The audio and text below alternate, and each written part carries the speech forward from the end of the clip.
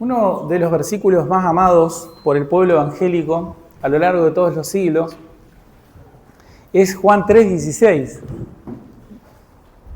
Es uno de los versículos más amados por el pueblo evangélico de todos los siglos. Todo evangélico que se respete sabe de memoria Juan 3:16.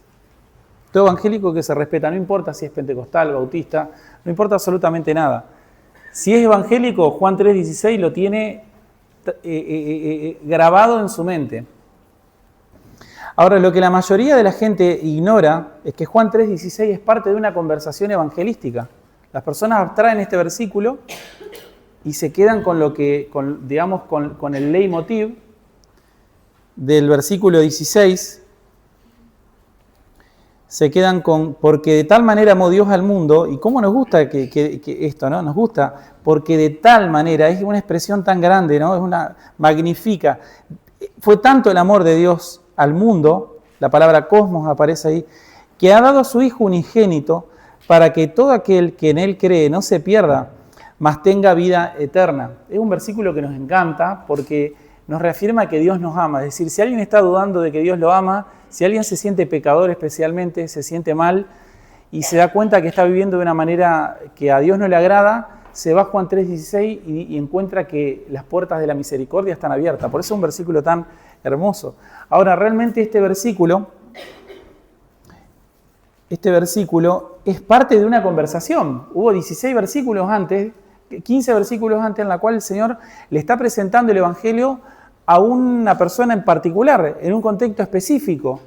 Y están hablando de un tema previo a hablar del amor de Dios. Básicamente, lo que está enseñando el Señor Jesucristo en este pasaje es cuál es el estándar del reino. ¿Cuál es el estándar del reino? ¿Cuál es el estándar de ingreso al reino? Para entrar en el reino de Dios es necesario nacer de nuevo. Tiene que pasar algo. Hay un famoso adagio que es común en el Oriente, particularmente es un adagio un refrán o una historia que proviene del hinduismo, pero después fue cambiando de color, fue adaptándose a diferentes contextos. Es tomado hoy por aquellas personas que, digamos, que tienden hacia la tolerancia religiosa y que básicamente cuenta de que había un pueblo en el cual eran todos ciegos y resulta que había un elefante que entra en el pueblo y las personas al escuchar, son ciegos pero no sordos, digamos, se acercan al elefante y empiezan a tocarlo. Un elefante bastante dócil que se dejaba tocar, digamos. Y unos tocan el costado del elefante y sienten una textura rugosa y dura que no se puede mover. Y algunos dicen, esto debe ser alguna especie de pared que acaban de colocar los dioses aquí. Y otro se acerca y empieza a tocar la trompa.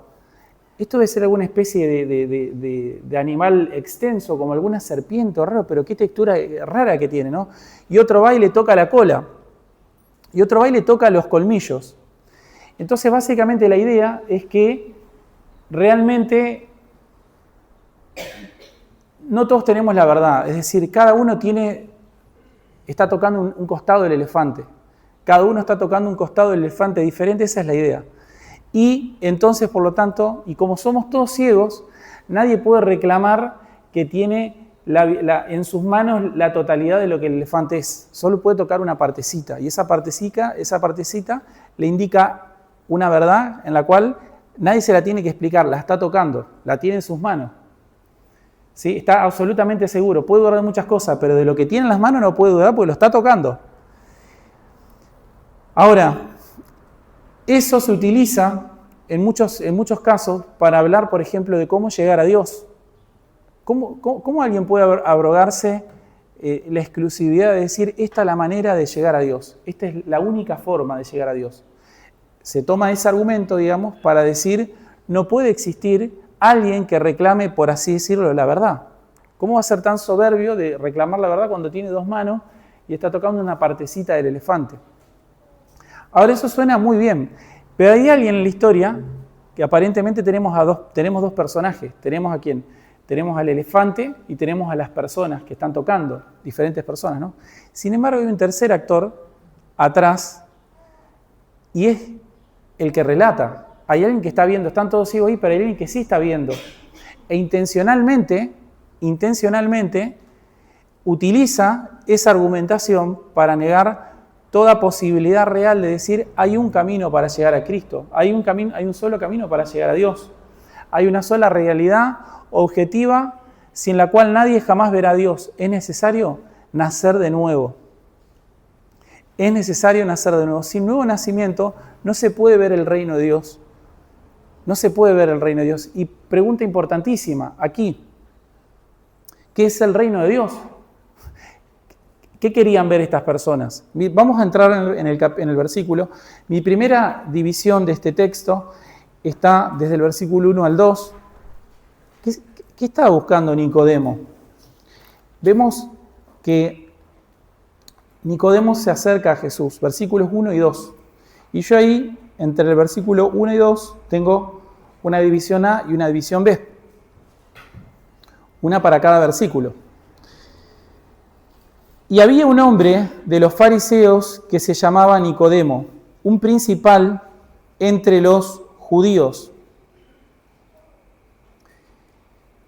O sea que tenemos la identidad. Nos dice dos cosas. Primero que era un fariseo, es decir, parte del grupo religioso más estrictos, personas que tenían una historia muy importante, muy importante en el Israel previo a la gran reforma que hizo Herodes el Grande. Herodes el Grande básicamente lo que hace es un restyling, una reconstrucción del templo, en la cual agranda la explanada, hace una gran obra monumental, imitando las grandes urbes romanas, trayéndola al segundo templo.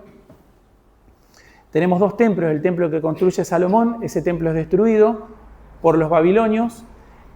Después, a través de diferentes los judíos se van al exilio y a través de 3 olas migratorias, guiadas por Zorobabel, por Esdras y por Nehemías, los judíos van regresando desde Babilonia y se van volviendo a Jerusalén y reconstruyen la ciudad.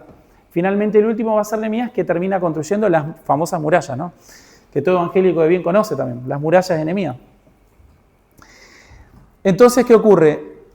Ese templo es el templo en el cual se está desarrollando todo el ministerio de Jesucristo, es en ese segundo templo, y los fariseos habían tenido una importancia singular en la época previa a la construcción de ese templo. ¿Por qué? Y bueno, fariseo significa separado, es alguien que quiere mantener la pureza de la religión, son los conservadores de su tiempo. ¿Por qué? Porque bueno, ellos habían sufrido diferentes invasiones, primero de griegos, después de romanos, y eso empezó a pervertir la religión. Entonces los fariseos se levantan y retienen la pureza de la religión. Sin embargo, después de que ellos llegan al poder, se corrompen y se convierten en una casta, digamos, religiosa perjudicial para el evangelio y para el templo. Entonces él era un hombre estricto en el cumplimiento de la ley, es una persona que piensa que su justicia vale algo delante de Dios y que en cierta forma, si él es muy estricto con los mandamientos, él puede ver el reino de Dios. Eso es lo que como está seteado, Nicodemo. Y además no era cualquier fariseo, era un principal. Israel tenía un grupo, una especie de gobierno religioso que se llamaba Sanedrín. Tenían un rey, que era un rey vasallo de Roma, y tenían un gobernador, que era el que gobernaba toda esa provincia, que era Poncio Pilato en tiempos de Cristo. Entonces Nicodemo representa, por así decirlo, lo mejor del esfuerzo moral de la ley que había disponible en su tiempo. Ese hombre se acerca a Jesús y en el versículo 2 dice que vino Jesús de noche y le dijo rabí, es decir, el hecho de que lo trate como rabí, es un fariseo principal, pero se está dirigiendo a Jesús como rabí, significa que lo está reconociendo como maestro, como alguien que conoce tanto la palabra de Dios y que tiene tal testimonio que está en postura y en posición de enseñarle algo. Este vino Jesús de noche. ¿Por qué viene de noche?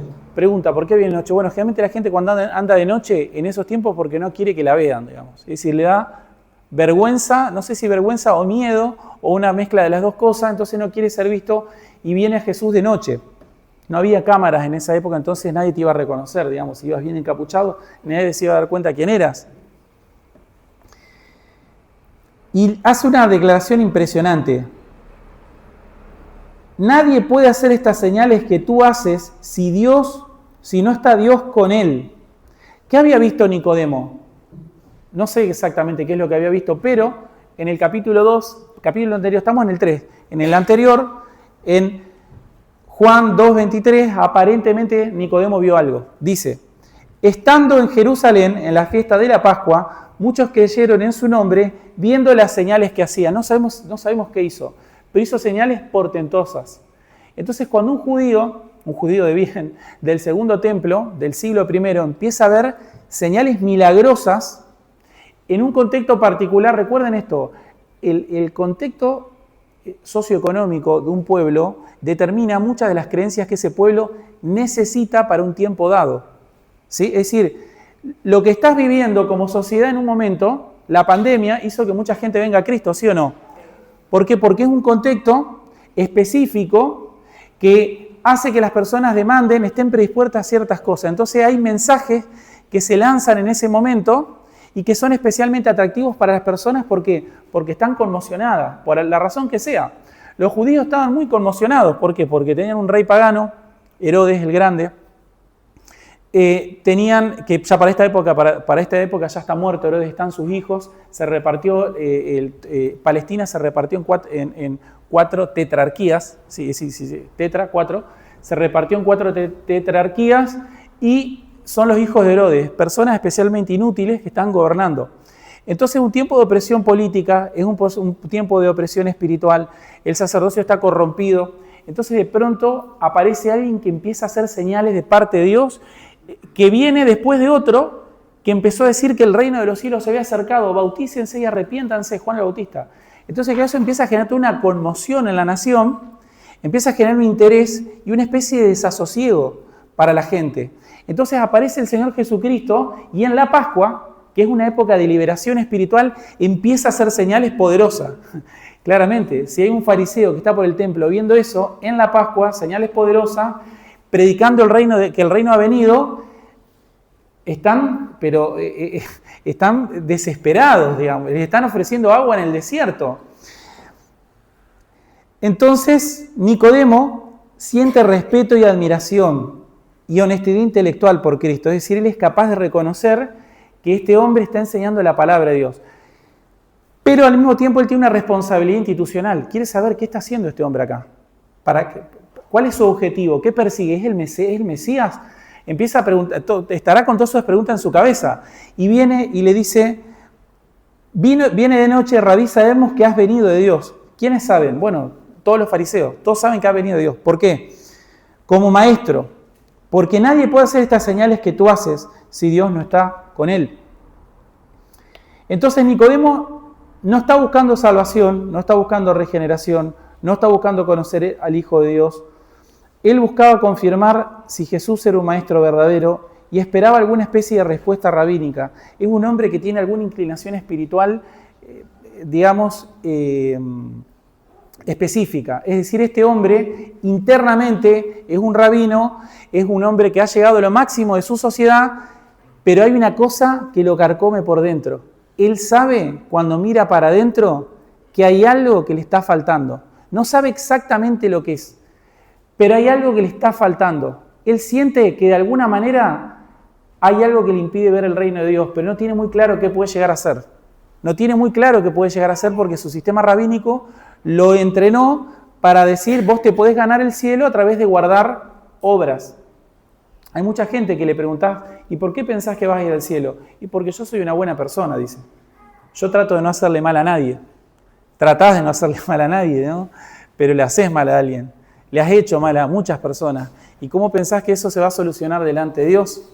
Es decir, son como, digamos, como los antiguos egipcios. Los antiguos egipcios, creo que el dios es Osiris, que al final del mundo, Osiris, lo que va a hacer, creo que es Osiris, me parece que sí, al final del mundo lo que va a hacer es agarrar y colocar el corazón de la persona en una balanza y va a ver para dónde cae, si sus buenas obras compensan sus malas obras.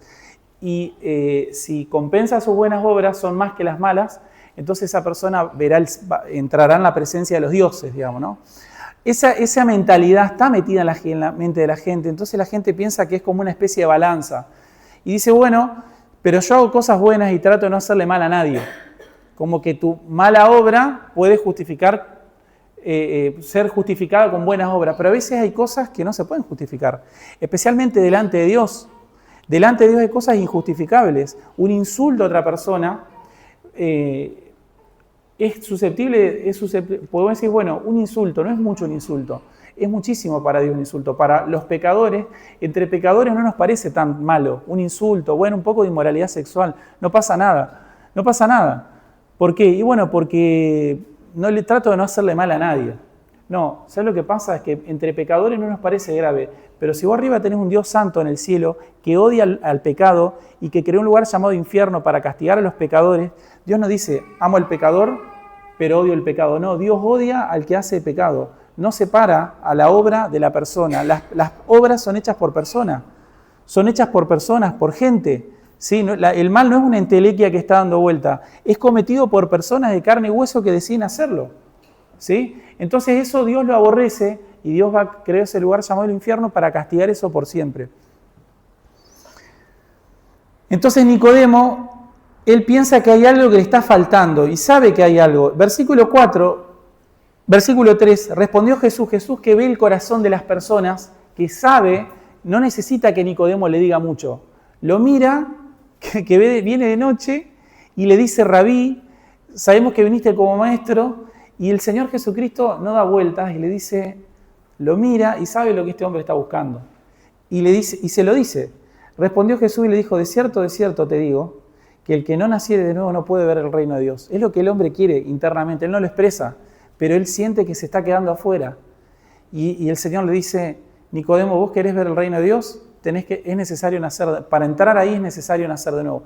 No le está diciendo algo que él tiene que hacer, sino que le está mostrando cuál es el estándar. Si no naces de nuevo no podés ver el reino de Dios. Es decir, lo que vos necesitas hacer con un pecador que se va al infierno y que cree que puede hacer algo para salvarse, si sos un buen predicador del Evangelio, lo que tenés que hacer es dejarlo sin esperanza, decirle, no hay ninguna cosa que vos puedas hacer para resolver tu situación delante de Dios. Lo tenés que dejar sin esperanza, y eso es lo que hace el Señor Jesucristo, sin esperanza humana. Le dice, el que no naciere de nuevo no puede ver el reino de Dios. El reino de Dios básicamente tiene dos acepciones, pero me voy a ir a la acepción que quiere Nicodemo, que es la presencia misma de Dios en el cielo, ¿sí? El paraíso de Dios. Él sabe que hay algo ahí que le impide entrar, que le está faltando algo, y se acerca al rabí para que le diga, y el rabí, en vez de decirle, tenés que hacer esto para entrar en el reino de Dios, eso era lo que él esperaba, le dice, el que no naciere de nuevo no puede ver el reino de Dios. Y hay dos problemas que le plantea Jesús a Nicodemo. Número uno, que nacer no es una decisión que uno puede tomar. ¿Alguno de ustedes decidió nacer?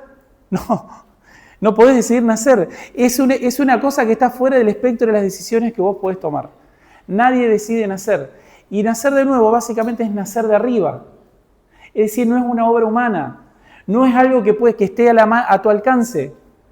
¿Sí? Entonces cuando escucha a Nicodemo es un rabino y el Señor está usando analogías de cosas terrenales para explicar verdades espirituales. ¿Sí?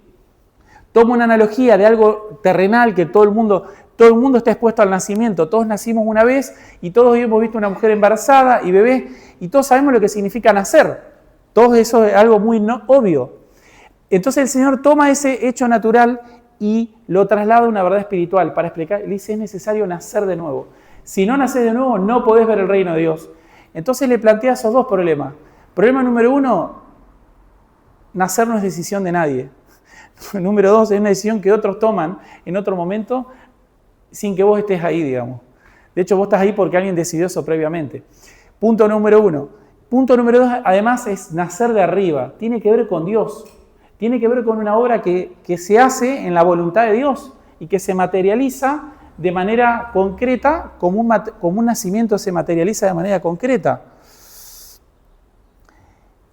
Nicodemo es un rabí y se da cuenta que está delante de otro rabí y se da cuenta que este rabí era común utilizar este tipo de analogías, cosas naturales para explicar cosas espirituales.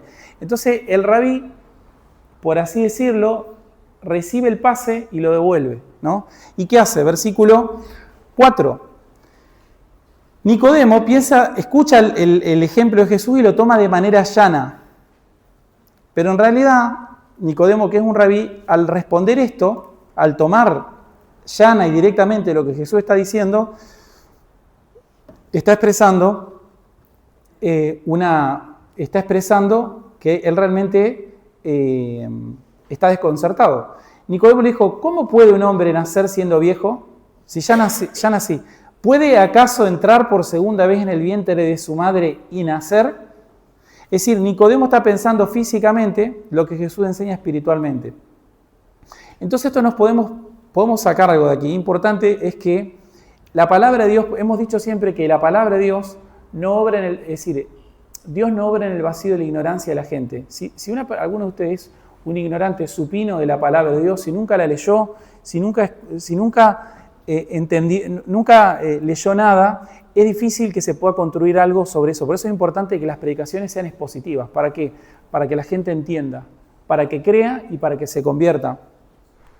Entonces lo que podemos ver aquí de buenas a primeras es que ser una persona que ha sido educado en toda la Torá oral y toda la Torá escrita, es decir, en toda la tradición rabínica y alcanzar lo máximo de la sociedad judaica, no asegura que una persona pueda comprender el Evangelio. ¿Por qué? Porque ha de discernirse espiritualmente. Entonces, ¿la palabra de Dios es condición necesaria? Sí, pero digámosle que no suficiente, la palabra de Dios es suficiente, por supuesto. ¿Por qué? Porque tiene que haber además una obra específica del Espíritu Santo en la persona. Es decir, esa palabra de Dios tiene que ser aplicada espiritualmente por Dios mismo. Esa palabra que fue exhalada por Dios tiene que ser aplicada con poder por Dios mismo en la mente y el corazón de una persona para que sus ojos le sean abiertos. Entonces, es el medio, digámosle, la revelación especial de Dios es necesaria. Ahora, ¿qué ocurre? Cuando la palabra de Dios que te está siendo predicada está mezclada con un montón de errores conceptuales, con un montón de errores, porque básicamente la Torá oral, la Torá escrita es la que tenemos nosotros, el Antiguo Testamento, pero la Torá oral era una serie de compendios rabínicos que explicaban la Torá escrita, es decir, que explicaban la Biblia. ¿Qué ocurre? Como es un compendio de errores tan grande, tan aberrante, ¿qué ocurre? La verdad está mezclada con la mentira. El agua está mezclada con el veneno. Entonces Dios tiene que quitar el veneno, tiene que quitar los errores, porque la gente se abraza emocionalmente al error. ¿Por qué? Porque el error te permite vivir en pecado. ¿Por qué la gente ama tanto el error? Porque el error te habilita moralmente para estar en pecado sin que tu conciencia se advierta. Por eso es tan difícil cambiar de ideas. Es difícil, ¿por qué? Porque es tu escudo moral. El error teológico es el escudo moral para que la conciencia no sea persuadida por el Espíritu Santo. Pero el Señor Jesucristo entonces le dice, ¿cómo puede nacer siendo viejo? ¿Puede acaso entrar por segunda vez en el vientre de su madre y nacer? Es como si Nicodemo estuviera diciendo, me está diciendo que es imposible, porque él está planteando algo imposible. Él sabe que es imposible hacer esto, pero lo plantea como una posibilidad para decir, ¿qué me estás queriendo decir, Señor Jesús? ¿Que es imposible? ¿Me estás diciendo que no está dentro del espectro de cosas que yo puedo hacer? ¿Me está diciendo que no puedo hacer nada para entrar al reino de Dios? Y el Señor le dice, nada. Es decir, todo lo que va a hacer es decirle, no podés hacer nada para entrar al reino de Dios. O sea, el rabí le contesta al otro rabí utilizando esa analogía, porque él sabe que es imposible, obvio, por supuesto. Le dice, ¿me estás queriendo decir que es imposible? Y el Señor replica, versículo 5. Versículo 5. Respondió Jesús, de cierto, este de cierto que el Señor está... ¿Por qué dice de cierto? Bueno, los judíos hacían esto, apilar frases exactamente iguales para magnificar la idea. Le está diciendo, mirá, Nicodemo, lo que voy a escuchar acá es la verdad que nunca jamás escuchaste. Esto es ciertísimo, ¿sí? Nunca un rabino te enseñó esto que te voy a explicar. Y le dice, versículo 5, de cierto te digo que el que no naciere de agua y del Espíritu no puede entrar en el reino de Dios. Y aquí está citando Ezequiel 36, 25 al 27. El Señor va a ir explicando un poco de qué se trata este nacimiento, este nuevo nacimiento. ¿Qué es este nuevo nacimiento? Si no naciste de nuevo, no podés entrar en el reino de Dios. No le está diciendo algo que puede hacer. Le está mostrando cuál es la condición de entrada. Sin esto no se entra. En el versículo 5, entonces le dice que hay que nacer de agua y de espíritu. Y ahí está citando Ezequiel 36, 25 al 27. Dice, esparciré sobre vosotros agua limpia y seréis limpiados. Y después dice, y pondré dentro de vosotros mi espíritu. Es decir, el agua significa purificación del pecado y el espíritu es justamente quien da vida interior. Es decir, lo que le está queriendo decir es la pureza que se necesita para entrar en el reino de Dios es total, absoluta. ¿Cuántos pecados de comisión tiene un bebé? Ninguno, ¿no? ¿Cuántos pecados de comisión tiene un bebé? Ninguno. Bueno, así de limpio, moralmente, tiene que estar una persona para entrar en el reino de Dios. Tiene que nacer de agua, purificado completamente, y del Espíritu. Es decir, es una obra hecha por Dios sobre la persona. Ese nuevo nacimiento significa una limpieza completa de la vida. No es pequeñas reformas, no es un pequeño cambio. Bueno, si dijo esto, no, tenés que nacer de nuevo. Es ser otra persona diferente, completamente nueva. Nueva. Y versículos 6 al 8 tengo justamente mi división número 5. No la fui diciendo A, B, C, D. Perdón, mi división número 4 dentro de la necesidad de nacer de nuevo, que va desde el versículo 3 al 8. Desde el versículo 6 al 8 tenemos justamente cuando el Señor le explica lo que es nacido de la carne, carne es, y lo que es nacido del Espíritu, Espíritu es. Cuando le dice lo que es nacido de la carne, carne es, significa que toda naturaleza humana está incapacitada. Es decir, de la misma manera que hay una incapacidad natural para que una persona pueda nacer 2 veces, ¿sí? Hay una incapacidad natural, el hombre no puede nacer de nuevo. De la misma manera que no se puede nacer 2 veces, no se puede nacer de nuevo espiritualmente. El hombre está incapacitado porque lo que es de la carne, carne es. Y después dice, lo que es del Espíritu, Espíritu es. Esto se refiere justamente a la nueva naturaleza, nuevos afectos, nuevo corazón. Entonces usa como buen rabino justamente este fenómeno natural. Y en el versículo 8 va a hablar del viento. Versículo 8, el viento sopla de donde quiere y oye su sonido, pero no sabes, toma una segunda, como no está entendiendo el tema de nacer de nuevo, no lo está entendiendo exactamente bien, va a tomar otra ilustración de una verdad espiritual a partir de fenómenos naturales. Y le dice, versículo 8, el viento sopla de donde quiere y oye su sonido, pero no sabes de dónde viene ni a dónde va. Así es todo aquel que es nacido del Espíritu. Es decir, así funciona la regeneración. Al viento uno no puede verlo, no podés controlarlo. De la misma manera que nadie puede decir, bueno, ¿sabes qué? Voy a cambiar. No funciona así. Vos te tenés que arrepentir de toda tu vida de pecado. O sea, pero yo tengo que dejar... No, vos te tenés que arrepentir de toda tu vida de pecado. No es que una pequeña cosita, si la cambiás vas a compensar todo. No, lo malo que hiciste no lo podés compensar. De la misma manera que el violador y el asesino no puede revertir su mal con nada que haya hecho, la Biblia dice que cualquiera que codicie a una mujer en su corazón ya ha cometido adulterio. El adulterio no se puede quitar más. ¿Por qué? Porque eso es una mancha eterna, perpetua en ese matrimonio. ¿Sí? ¿Puede haber perdón? Sí, por supuesto que sí, por supuesto. Sin embargo, te descalifica para siempre en ciertos aspectos, por ejemplo, incluso en el servicio de la iglesia.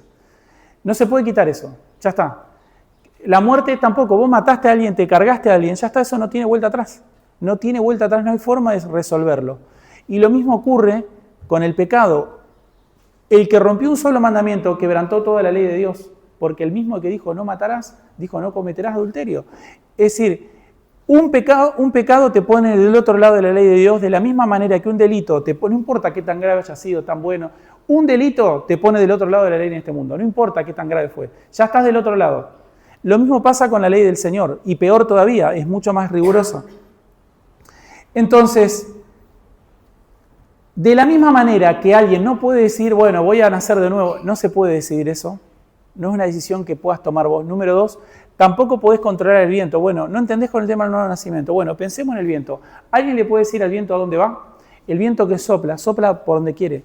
Está descontrolado, es decir, está controlado por Dios, pero vos no le podés decir al viento para dónde va, a menos que pongas un ventilador. Y aún el ventilador, el viento va a ir para donde quiera. ¿Sí? Pero ¿qué podemos saber del viento? Bueno, no podemos verlo, pero podemos sentirlo, podemos sentir su efecto. No se puede ver, no se puede controlar, pero sí se pueden ver los efectos del viento. Y eso es lo que dice. Oyes, se puede escuchar, por ejemplo. No sabes de dónde viene el viento, sopla donde quiere y oyes su sonido, pero no sabes de dónde viene ni a dónde va. Entonces, así ocurre el nuevo nacimiento en una persona. Le empieza a explicar cómo es. Bueno, básicamente es de la siguiente manera. No lo podés controlar vos, no podés decidir vos nacer de nuevo, pero sí, cuando una persona nace de nuevo, de la misma manera que cuando pasa el viento se lo escucha, cuando una persona nace de nuevo se puede ver que nació de nuevo. ¿Por qué? Porque se lo escucha. Se lo escucha de la misma manera que voy a tomar otra vez el Señor Jesucristo dijo que de lo que habla el corazón, de lo que habla la boca es lo que hay en el corazón.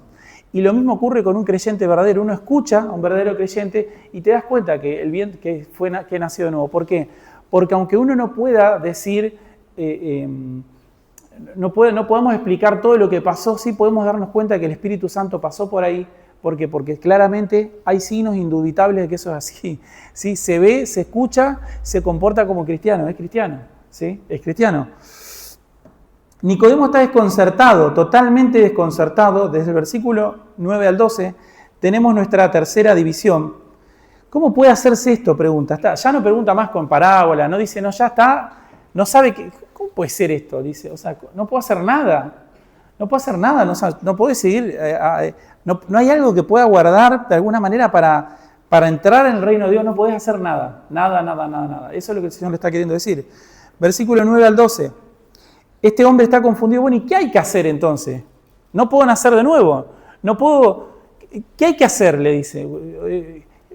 ¿Cómo puede ser esto? Entonces el Señor, cuando lo ve frustrado, le empieza a explicar, bueno, ¿qué es lo que hay que hacer? Mirá, no podés nacer de nuevo por tus propios medios. Eso no se puede hacer. Pero hay algo que sí estás haciendo mal, Nicodemo. Y realmente eso es lo primero. Es decir, nacer de nuevo es el resultado de haber hecho algo previamente. Sí, hay algo que sí podríamos decir que es necesario. Versículo 9 al 12. Le dice, ¿cómo puede ser esto? Respondió Jesús y le dijo, ¿eres tú maestro de Israel y no sabes esto? Entonces ahí va a mencionar 2 puntos. El conocimiento religioso no va a regenerar a nadie. La palabra de Dios, si no es tomada como corresponde, es decir, no podemos ser maquiavélicos en esto. Es decir, vieron que el adagio de Maquiavelo es el fin justifica los medios, ¿no? El fin justifica los medios. Bueno, básicamente el Evangelio tiene que ser, el acceso a la palabra de Dios tiene que ser adecuado tanto en los medios como en el fin que se pretende. Es decir, vos no te podés acercar a la palabra de Dios de cualquier manera para beneficiarte de ella, porque te vas a quedar con el conocimiento, pero sin el efecto espiritual que eso le corresponde, ¿sí? Es decir, por eso cantar, por ejemplo, hay gente que le encanta cantar, a nosotros nos encanta cantar, pero lo tenés que hacer con reverencia. ¿Por qué? Porque si no, básicamente lo que estás haciendo es drogándote con todo tipo de emociones exultantes, pero sin ningún fruto espiritual.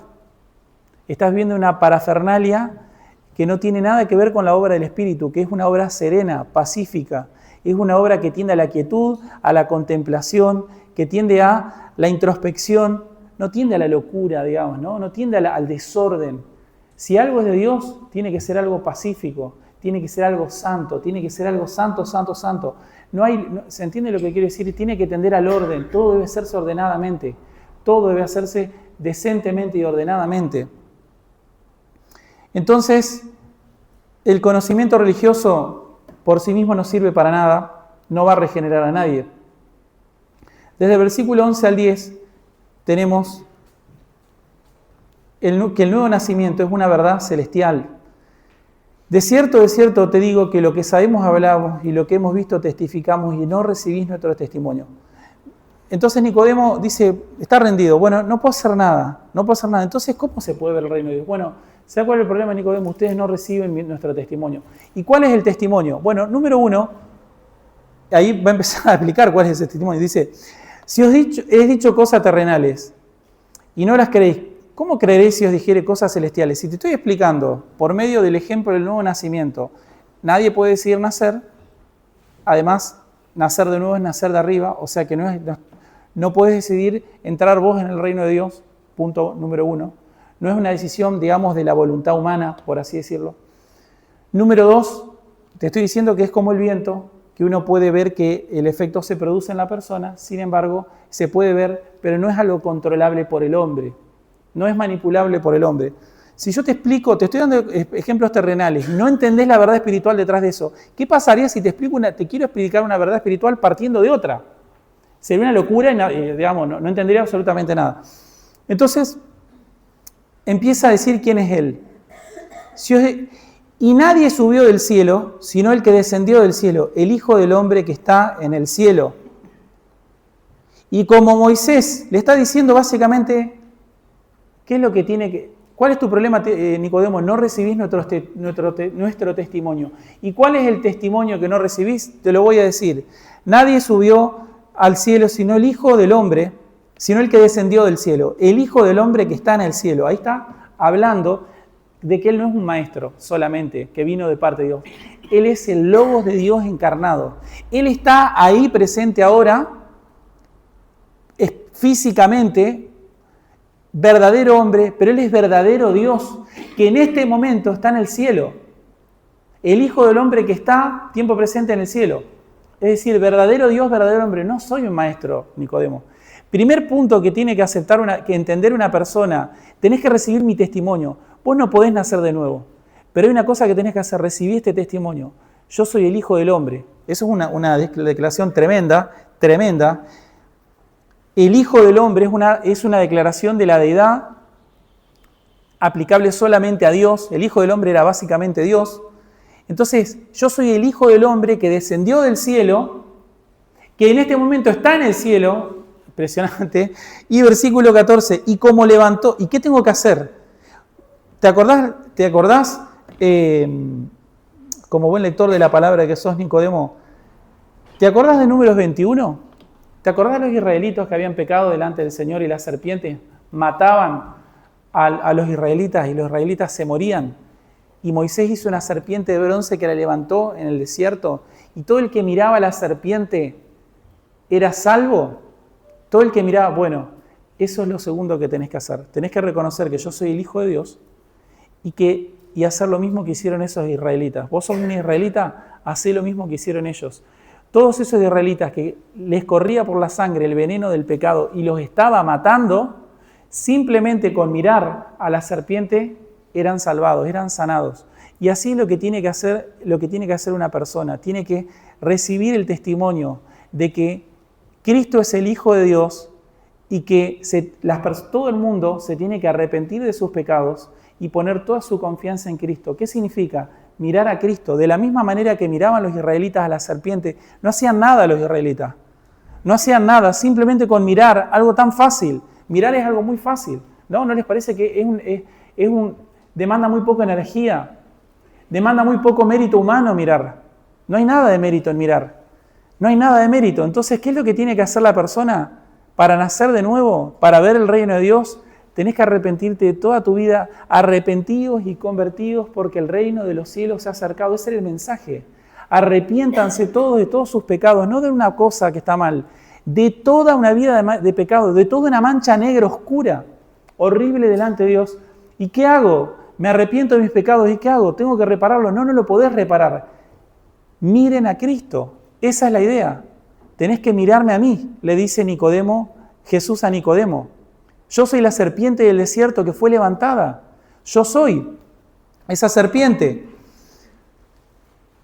Entonces Nicodemo queda sorprendido cuando empieza a escuchar lo de la serpiente en el desierto, empieza a escuchar de que está delante del Hijo del Hombre, empieza a escuchar de que el Hijo del Hombre en este momento está en el cielo, de que Él no tiene que hacer nada, humanamente hablando, de que solo tiene que mirar a Él, ¿sí? Y empieza probablemente a conectar todos esos pasajes del Antiguo Testamento que antes estaban desconectados.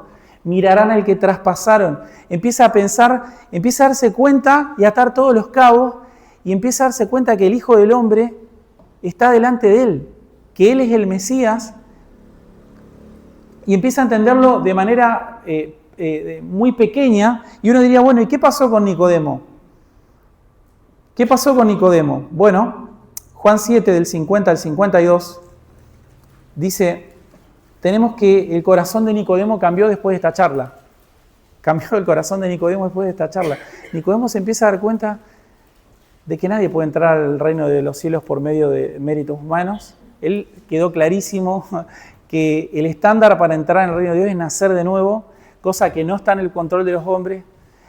Se dio cuenta de que no puede, de la misma manera que no puede controlar el viento, Él no puede controlar su salvación. Él tiene que apelar a la misericordia de Dios y Él tiene que recibir el testimonio. Arrepentidos y convertidos por el que el reino de los cielos se ha acercado, y es mirar con fe a Cristo. Juan 7, 50, 52.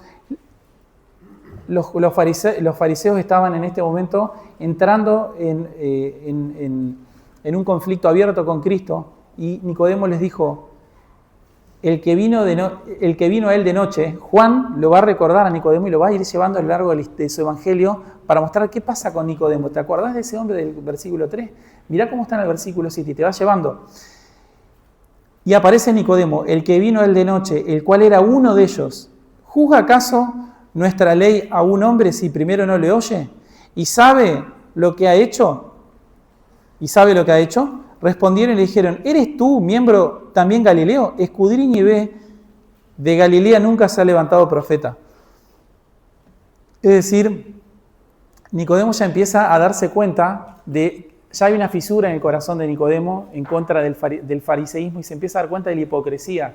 Entonces pone la hipocresía y dice, ¿lo vamos a juzgar si todavía no lo escuchamos y no sabemos lo que hemos hecho? Eso es lo que nosotros enseñamos y no lo vamos a hacer porque están enfurecidos con él. Y él le contesta justamente con la palabra de Dios, ¿no? Le dice, ¿pero de qué estás hablando? ¿Vos que sos Galileo? Mirá las Escrituras y vas a ver que tiene que ser un falso profeta, porque los profetas nunca se levantaron de Galilea. Es un falso profeta. ¿Sí? Y al final de todo, entonces acá ya vemos esta especie de ayuda tibia, tímida, que está tratando de dar Nicodemo. Y al final ya vemos que su entrega es total, porque tenemos en Juan 19, 39 al 42,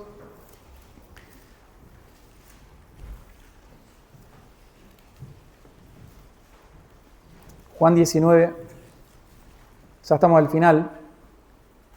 Jesús murió y fue matado en la cruz del Calvario, y están en la previa del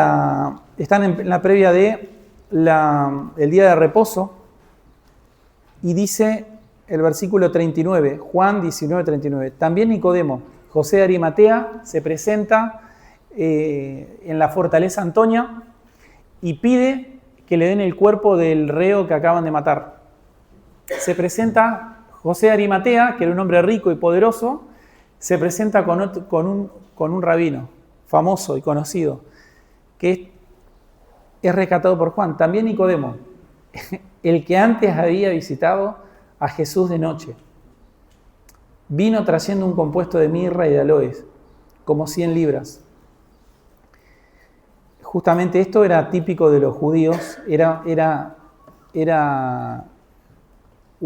parte de la ceremonia del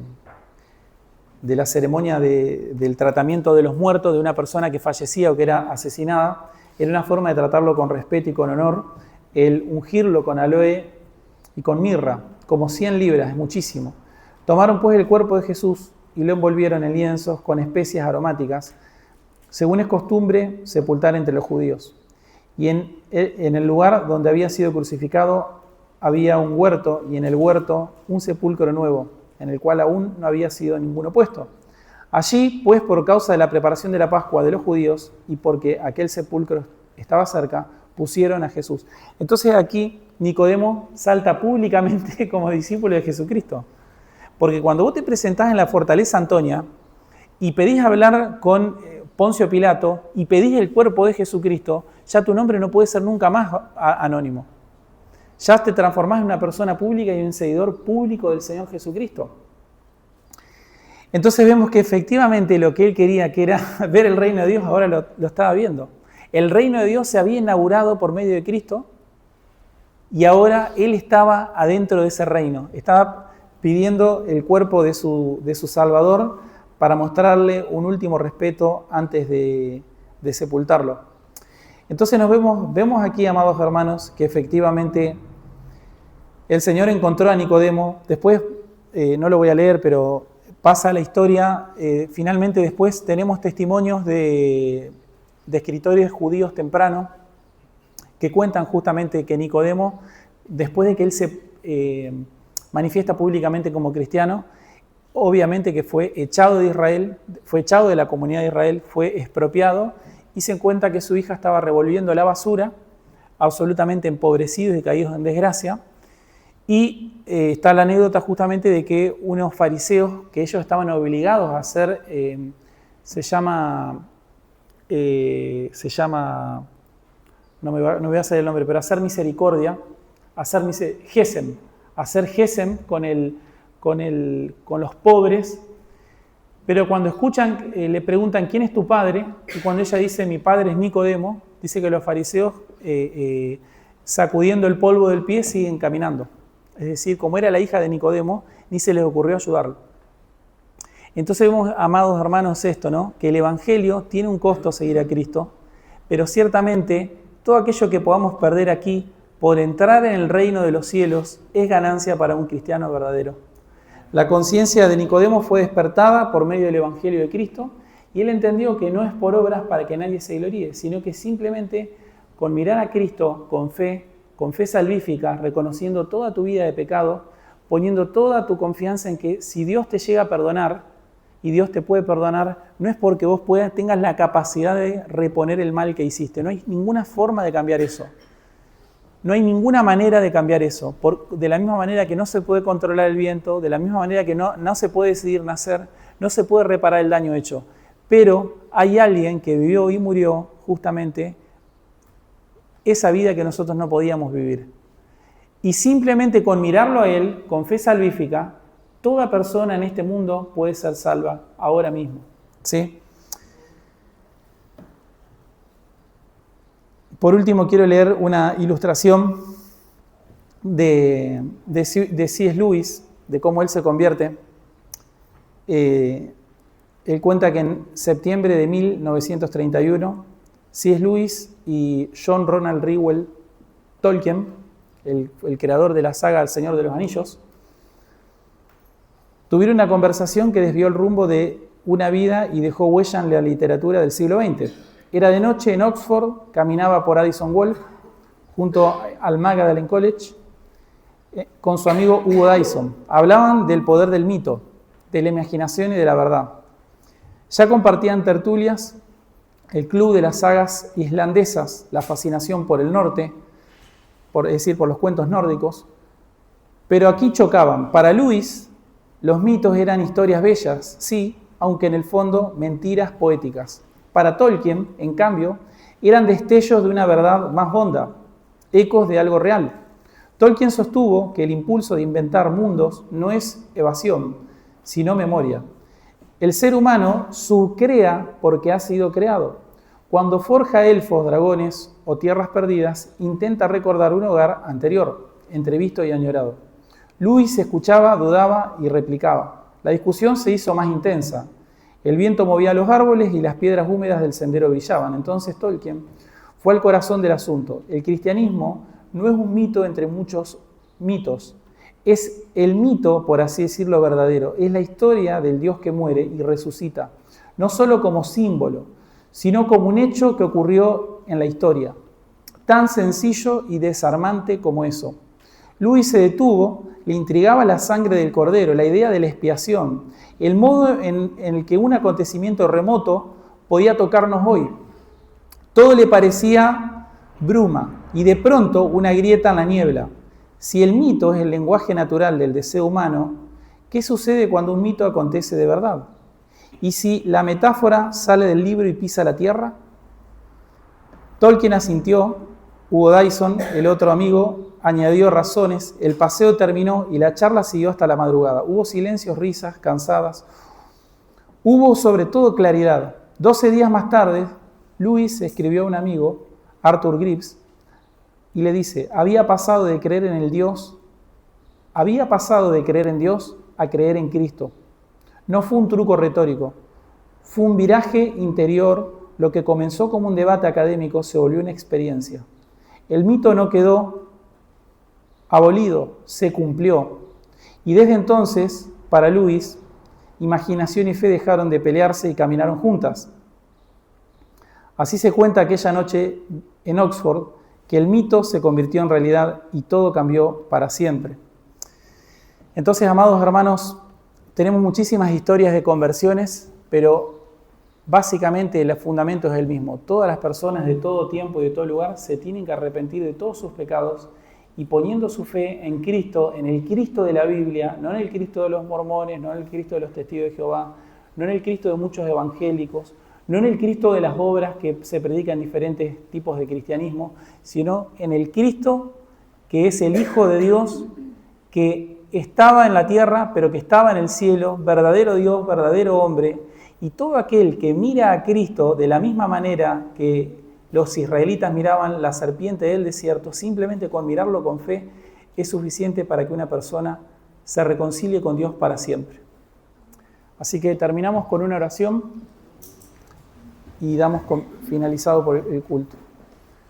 Padre nuestro que estás en los cielos, Señor, te damos gracias, oh Dios, porque ciertamente no podemos decidir nacer de nuevo. No podemos mover el viento a nuestra propia voluntad, pero sí podemos escuchar con fe y arrepentirnos, no de pequeños errores, no pensando en hacer algunos cambios, sino arrepentirnos de toda una vida de pecado. Te ruego, Dios, que tengas misericordia de todos los que oyen y que puedan mirar al que traspasaron, que puedan mirar a Cristo con fe, poniendo toda su confianza en su obra redentora. Te damos toda la gloria, Señor, en el nombre de Jesús. Amén.